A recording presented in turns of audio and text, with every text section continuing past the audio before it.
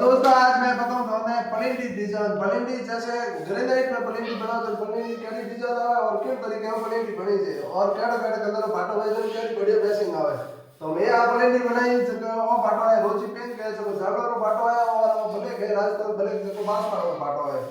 અને આ નીચે પટ્ટી લીધેલી है 2 इंच री जो आ डिजाइन में रेडीमेड पट्टी है और नीचे फाटो है जो रोजी पिंक रो और ऊपर वाला रोजी पिंक रो है इन्हें सिंगल मोल्डिंग कर पॉलिश करूंगा है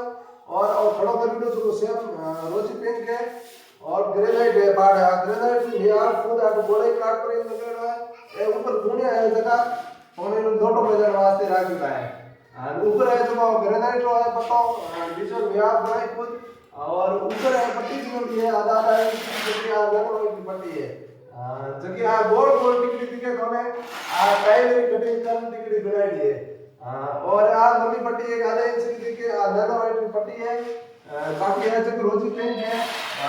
तो आ पट्टी की डिजाइन केड़ी लागी कमेंट कर जरूर बताइजो।